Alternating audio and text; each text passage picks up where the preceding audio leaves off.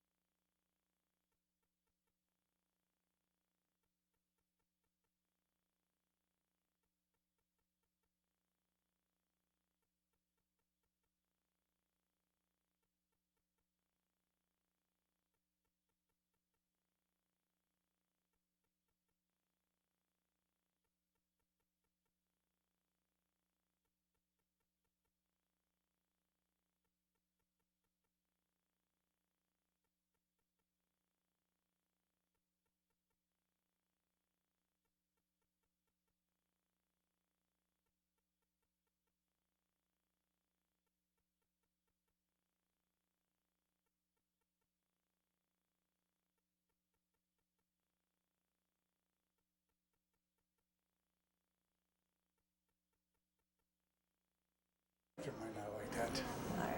Further down, put it.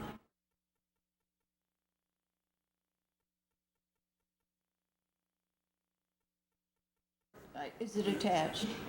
It looks like it's just... I'm not shy, don't worry.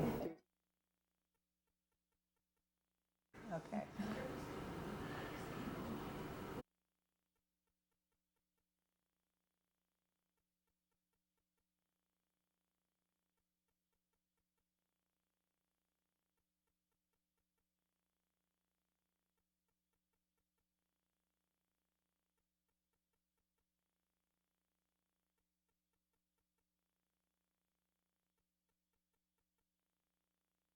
Are we good? Sitch?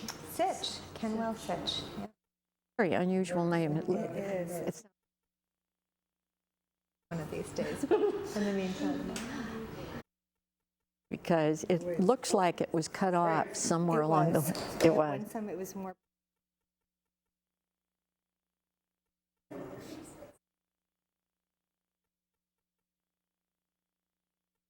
Phone call. We're losing something. I brought a few, just in case, if we have time. Oh, great, yeah. You know? Definitely wanted to see that. Yeah, this is just from the last community.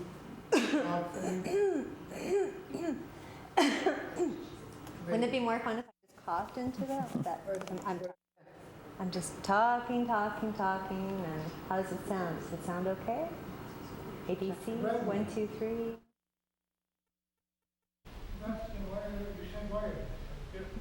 Can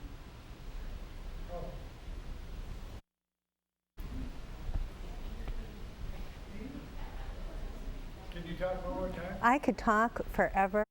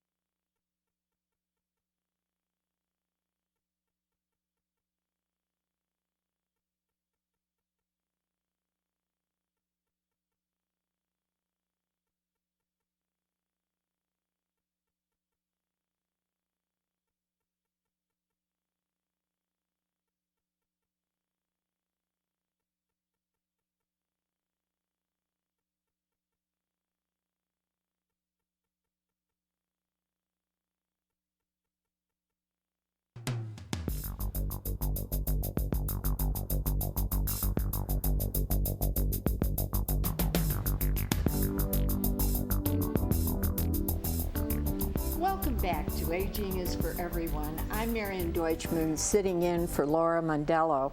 We continue our discussion of alternative therapies for the elderly. I understand that art therapy activities are an excellent way to manage unhappiness, trauma, stress. It helps people discover themselves.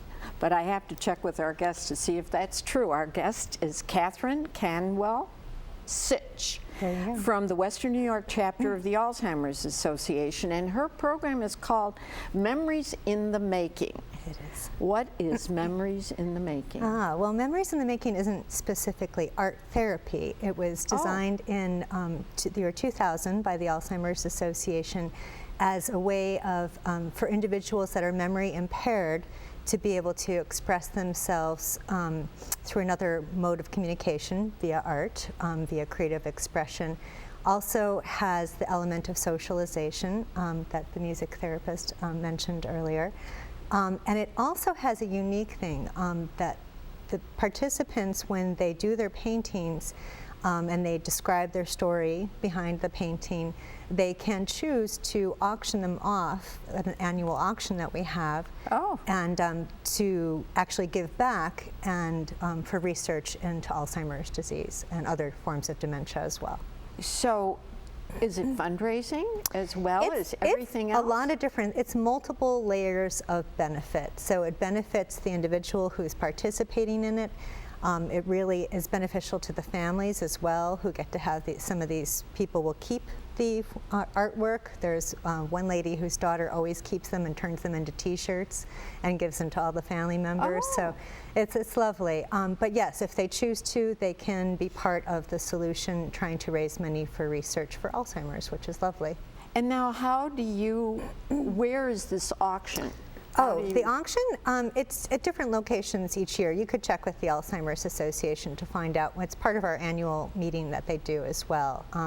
But the Memories in the Making classes are once a month, and they meet right at the Alzheimer's Association on Worley in Village of, actually, I guess it's Williamsville, Amherst.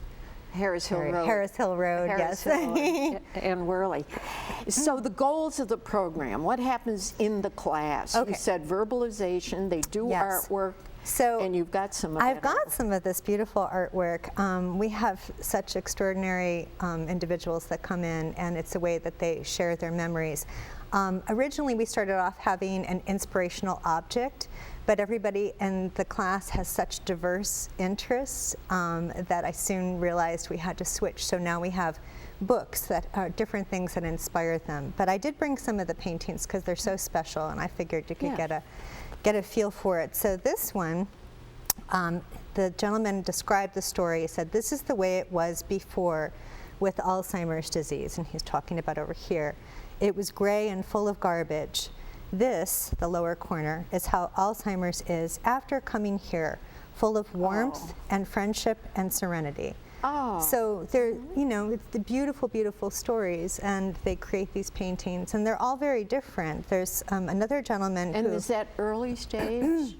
This is dementia? relatively early stage. This gentleman is relatively early stage, but yeah, it doesn't really matter the art is different at different stages, certainly. There's a gentleman who's a little bit more of a different stage, and his story was weird. It's supposed to be a chicken, but it looks more like a dog. So you're going to see a lot of different stories. He's got a great sense of humor, so his paintings always have that element of humor to them. And then we have another gentleman who I have to bring in travel books for him, because whenever he paints something, he wants to paint a place where he has gone in his travels and his life.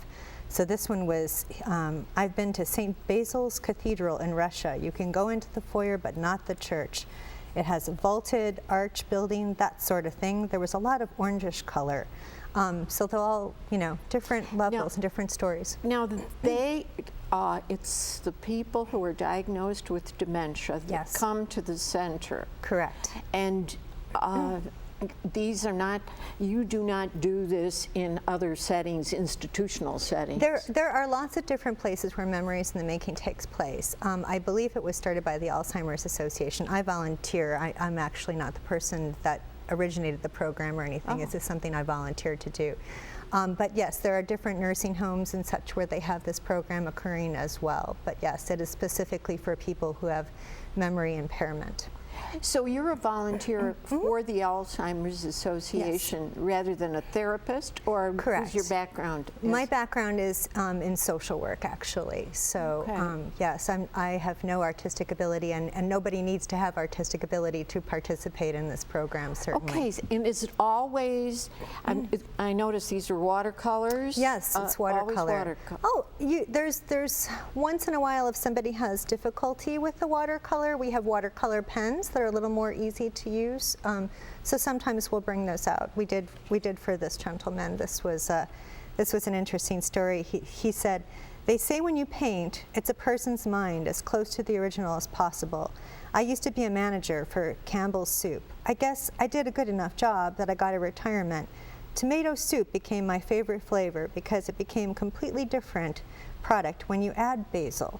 So, just unique stories, life stories that you preserve in a way that, perhaps you would say those things in a conversation, but it's more powerful when he gets to paint it. So the story is as important as the artwork. Absolutely. Or more important. Absolutely, maybe. I think so. I mean, I believe it's about, it's an environment that's full of a lot of laughter. We have a great time together, and it's a very joyful activity. But yes, the stories are certainly something And is the beautiful to family preserve. there as well? The family is not there during the actual class, but they spend a good chunk of time with us before and after, and we share. Sounds wonderful. Thank you. So if people want to participate or have their family members participate, Absolutely. they would contact you. The Alzheimer's Association. The Alzheimer's Association. Correct. I want to thank you for sharing the Thank benefits you. of art therapy and showing the work, and Thank you. And most of all, sharing the personal value that the person had in what they've done. Absolutely. And then I understand when you auction them, people could frame them and Yes. display Oh, them. we have and some of them were great. Wonderful. They get them framed in these beautiful frames, and helps look for a cause for Alzheimer's, which is Thank you. Thank you so much. There's no question that creative self-expression helps people. I hope you've learned that it can resolve a multitude of problems by developing interpersonal skills, managing behavior, reducing stress. I've learned a lot. And thank you so much for coming. Appreciate it. Join us again next time for Aging is for Everyone. Goodbye from Marian Deutschman, sitting in for Laura Mandela. Thank you.